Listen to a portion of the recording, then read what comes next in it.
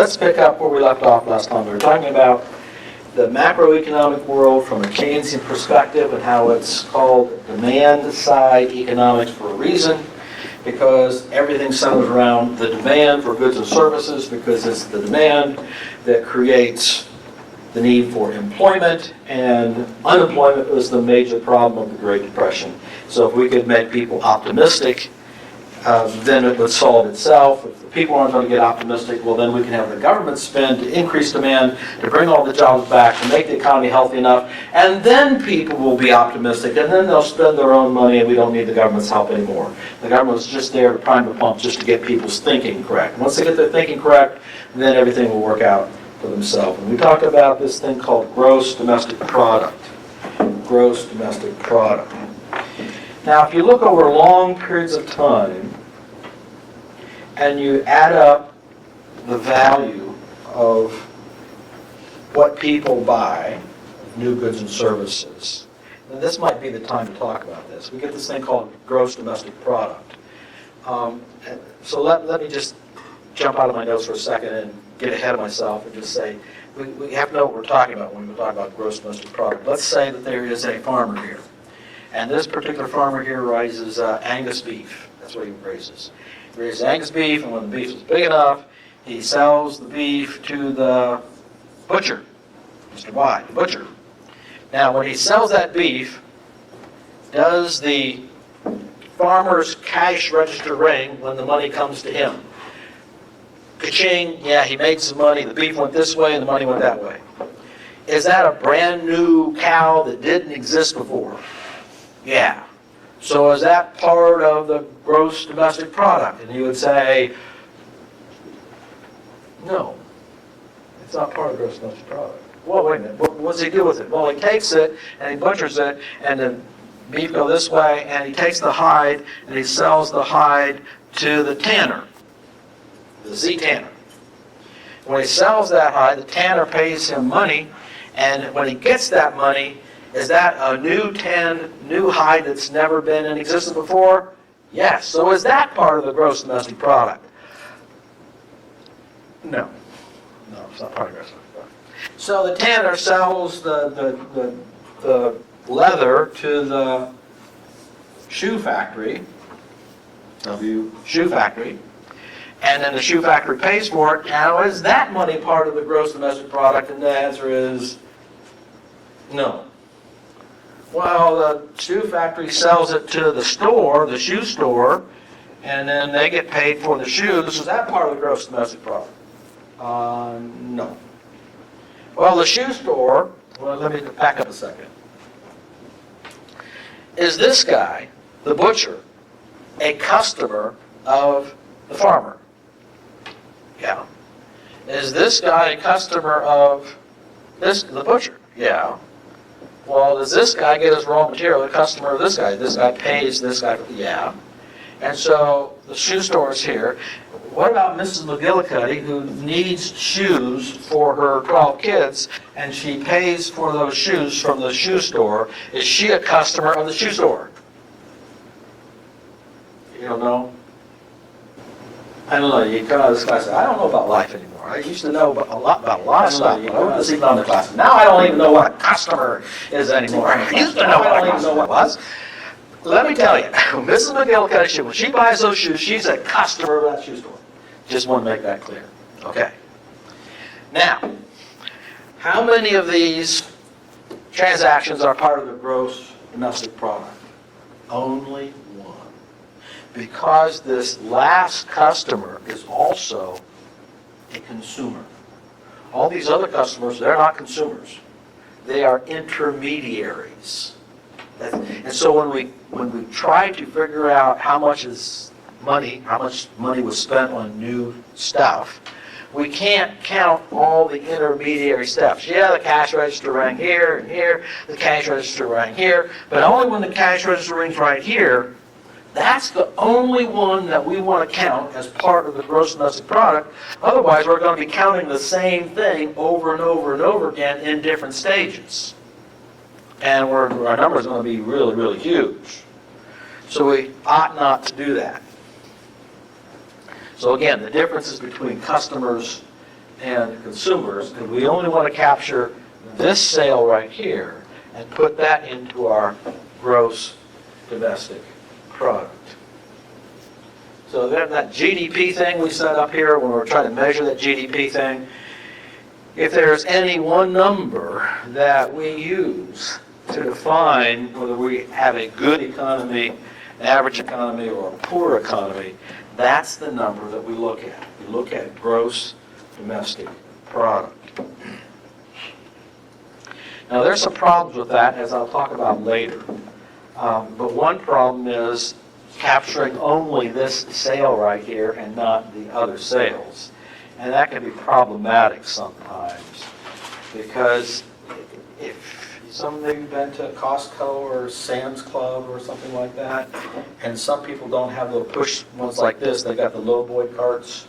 They just pile it all up here in the lowboy carts and they come in there, because Sam's is really aimed at large unit customer by small businesses and nonprofits and things like that. And so if we had a dentist, for instance, that was buying supplies for his dental office, he needs some hand soap for the bathroom, and some toilet tissue, and he needs some floor stuff, and he needs all the stuff to run his dental clinic thing. And as he's standing in line here, the phone goes off, and it's his wife saying, "Where are you?" "Oh, I'm at Sam's Club." "Oh, Sam's Club. Well, could you buy some more toilet paper if you're there already?" I know this routine. "If you're there already, why don't you buy some? We need some of that stuff for home too. We need some of the toilet paper. We need some of the cleaning solution. We need some of this. Why don't you just bring it home?" "Okay, sure, no problem." And so he puts it on there too. And when he comes through there, quite often, if you're on that little boy thing, the lady there says, "Is this taxable or non-taxable?" Does that ever happen? Did they ever ask you that? Is this taxable or non-taxable? Somebody yes, some say no. Yeah. Why do they ask you that? You don't know? Whether you're a business or not. Yeah, is this for a business or is this personal use? For personal use, you have a tax on it. If it's for business, okay, it's not taxable, it's part of the cost of doing business. So when you come through there, what I normally see, I don't know if you notice this, but the dentist will say, "Well, this toilet paper is for my office, but this one and this one is for home, so these are taxable and these are not taxable." No? They don't normally just say that. They just kind of push it there, push it there, push it there. The reason I'm bringing that up is because how is the economist going to know, is this an intermediary good that is producing a GDP, like a filled tooth? That's over here, we count that. But all the materials that go into filling that tooth, including the toilet paper in the bathroom, because we don't want them to go to the gas station here with their mouth full of gauze right now. We want to do it right here. Well, that would be part of the cost of doing business. That's an intermediary good. And in taxable versus non-taxable, that's one way that we can pick it out. Now, you notice that might be a little bit fuzzy. We might not be getting good numbers if people hedge a little bit on that. I'll come back to that a little bit later. But if we add up this gross domestic product year after year after year, there's something called a secular trend growth rate. A secular trend growth rate. And that is that on a long-term basis, the GDP normally goes up and averages someplace between 2.5% and 3.5%. So let's just make life simple. Let's just split it down the middle and call it 3%. That over long periods of time, the GDP, the economy, grows at about 3% per year. In other words, it produces, on the average, 3% more stuff than it did the year before. And 3% more stuff the year after that. 3% more stuff. Now, I know that over time, with dollars here, this GDP thing kind of oscillates. Like this. It doesn't always, it's not perfect 3%. But if we take this weighted average, the dotted line, we say on the average, the area above the line versus the area down the line is about even, and so that's our 3%. Yeah, I know it's going to be a whole lot different here and a whole lot different here. But on the average, that dotted line would be our secular trend growth rate of about 3% per year. Now, if that GDP of real inflation-adjusted goods goes down rather than going up for 2 quarters in a row, 6 months, then historically, by convention, we say, oh, that's the beginning of a recession. Yeah, if it doesn't stay the same or go up, but actually goes down for 2 quarters of the year, then we say, okay, we're in a recession. That's common knowledge at the time. Now I want to contrast. It's these business cycles here that concern us. Because if the cycles are kind of shallow, everybody can get along pretty well, because our ability to forecast the future really tells us how well we're going to be able to profit from the future. If we don't have an idea of what's going to happen in the future, and we go out and spend as though we do, we're going to wind up with a lot of stuff we don't need and not enough stuff of the stuff we do need because we didn't accurately forecast the future. So if you can imagine fishing on Lake Erie and the waves are kind of like this, no problem. I enjoy this fishing. The boat's just kind of going like this, right?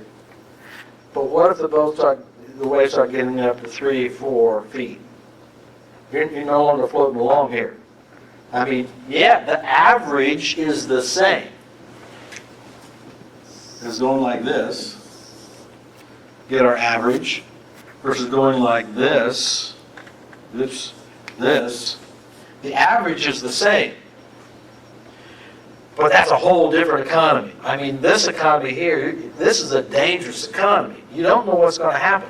This shallow one here, oh, okay, we can handle the peaks and troughs. This one, it's a killer, even though the average of the 2 curves is the same.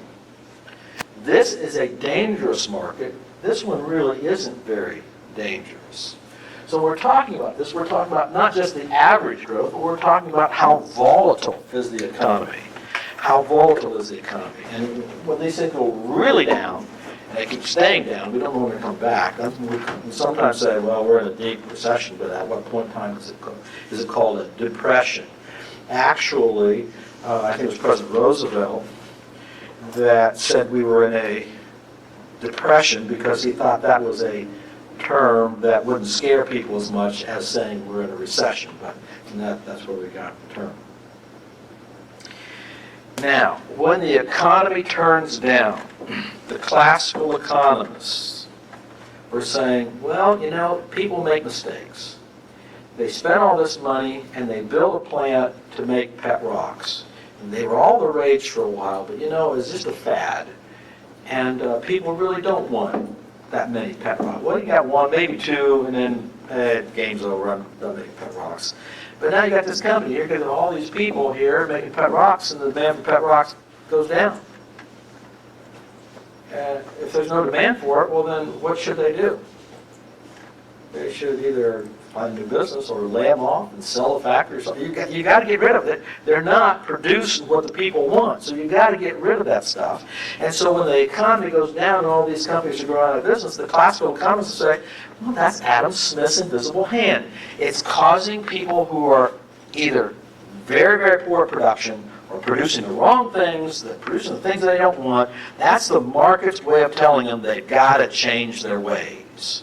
That you've got to get out of that business, or you've got to get more productive, or you got to get rid of these people, you got to get your costs down, you're going to go bankrupt. That's the invisible hand saying, get rid of that business so that factory can be used for something that people really want. And they look at this recession as a sort of catharsis, a cleaning out process. It's kind of like getting the flu, at least from my perspective. It's just the body's way of cleaning house. You get a fever and you get all that crud out of you accumulated over the winter, and you get it all out of there so the body can function better. And it's just a way of getting rid of germs. I mean, they come out of every orifice. sometimes in great quantities. It's just get rid of stuff, right? But in the end, it's better off if you can get rid of those toxins, as uncomfortable as it is, than if your body never cleans house and you feel great, even though your body's under tremendous toxic load and something's going to give, and then it's going to be catastrophic and not just a simple flu or cold or something like that.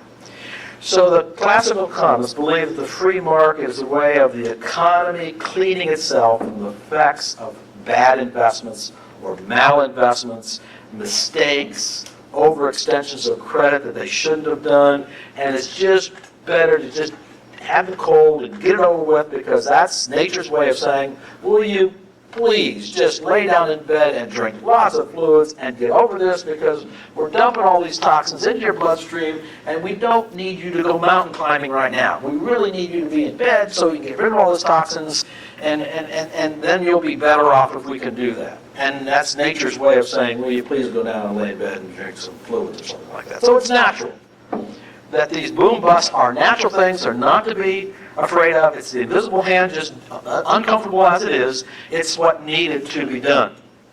On the other hand, the Keynesians don't believe that at all. The Keynesians believe that the business cycles are a bad side effect of capitalism. And all the pain and suffering that the business downturn causes can and should be eliminated by government. If government can make people in the economy feel better, if it can make the economy better, then it should intervene and it should make the economy better. There is no pain that is good pain. There's no flu. There's no cold. There's no detoxing that is a good detox. Anything uncomfortable is bad. Therefore, unemployment is bad, that we should do everything in our power to keep that company alive and viable, producing pet rocks, because we need people to be employed so they can spend the money to keep the economy thriving.